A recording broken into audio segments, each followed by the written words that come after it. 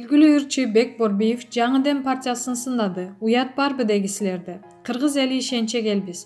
Биз жаңы Дембиз десе эле болду. 20-30 жылдан бери айланып жаңылып келип жүрүп, өлкөнү тапалап бүттүңөр. Уят барбы дегисилерди, деп жазды ырчы Бек Борбиев. Маалымат булагы аргумент чекитке. Камалып кетсем үй бүлөмө жардам берип койгула. Блогер Сыдыман окуя кандай болгонун жана азыркы абалын айтып берди. Сыдыман кайманаты менен белгилүү болгон блогер Элмир Сыдымановдун учурда соттук иши өтүүдө. Анын айтымына караганда жакынкы күндөрү чечим чыгат. Мындан улам ал Супер Чегиткежи порталына окуянын кандай болгонун, учурда эмне болуп жатканын айтып берди. Мен видеодо болгону менин энеме, карындашыма асылып, жаман сөз жазгандарга гана жооп бергем. Ачык айтканда эмоциямды башкара албай сөгүнгөм. Аны моюнга алам. Бирок мен Ош, Нарын, Талас, Бишкекте бөлүп жаруу оюмда да келген эмес. Менин ошол билдирим аркылуу бирөө жарым жабыр тарткан да жок. Ал видеону башкалар кесип алышып, коомчулукка таратып башташты. Ал тургай ырчылар дагы видеолор менен бөлүшүп башташты. Аларга жаман нерсе болуп кетпесин деп жаза баштадым.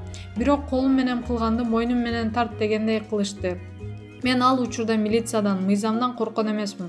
Коомчулуктун пикиринен көчөгө баса албай каламын деп корком.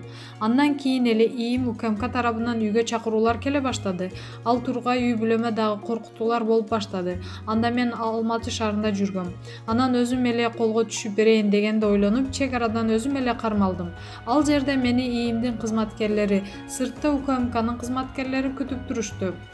Ал жерде эки кызмат меники, сеники деп талашты окшойт. Азыркы октябрь ИИБдин кызматкерлери мени алып кетишти. Буга чейин УКМКнын кызматкерлери келесиң, түшүндүрүү иштерин жүргүзүп, кечирим сурап, балким айып төлөп кетесиң дегендей кылышкан.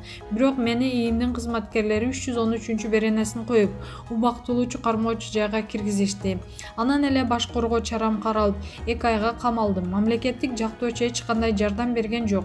Өзүм дагы бул 2-3 күндүк окуя баары ордуна келет. Кайра Алматыга кетем деп ойлодум. Ал тургай үй бүлөдөгү ызы чуу да токтобойт деген үмүттө болдум. Анан эле камалдым. Же эч нерсе билбейт, же эч нерсем жок. Анан энем чуркап, кайрылуу жасап, өлкө башчыбызга дагы кайрылды. Ошол адамдын жардамы тийди билбейм. Мен үй камагына чыктым. Ошондо эми баары бүттү деп ойлосом, көрсө сот деген нерсе бар турбайбы? Мен мыйзам, сот деген нерсе боюнча түшүнүгүм жок болчу. Учурда соттук отурум өтүүдө. Тактап айтканда кооптуу боло баштады. Менин видеомдун толук вариантын сот көргөн жок. Башында менин сөздөрүмө жасаган лингвистикалык экспертиза мени күнөөлүү деп таап чыкты.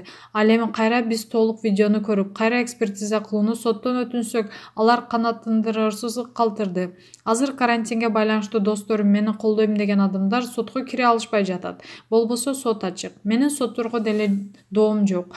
Алар деле өз ишин аткарып жатышат. Мен деле ыплас сөздөрдү айтканым үчүн күндө өкүнөм. Мен Ош облусунун тургундарын кантип жамандайын?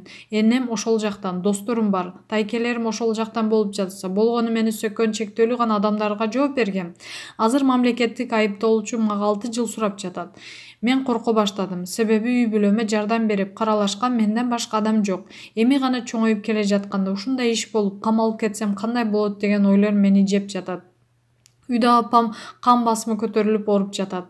Ар бир сотто ар кайсынысы уга берип ооруп калды. Бөбөктөрүм дагы мени эмне болуп кетет деп ойлонуп отурушат.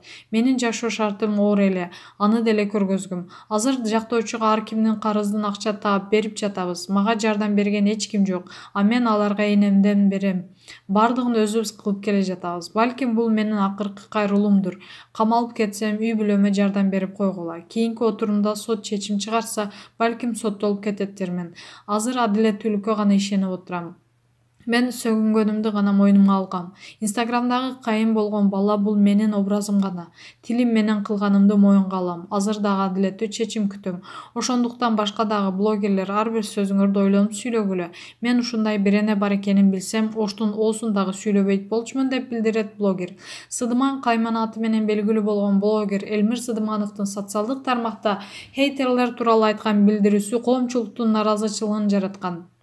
17 fevral күнү ал Октябрь рейдтин экспертиза жана мыйзамсыз миграцияга каршы күрөшүү кызматы тарабынан 313 беренин расалык, этникалык, улуттук, диний жана аймактар аралык кастыктуу козутуу негизинде кармалып, убактылуу чыгармачы жайга киргизилген. 18 февралда блогердин башкы коргоо чарасы каралып, ал 2 айга камакка алынган. Ал эми 28 февралда үй камагына чыгып, учурда соттук иш Октябрь райондук сотунда өтүүдө.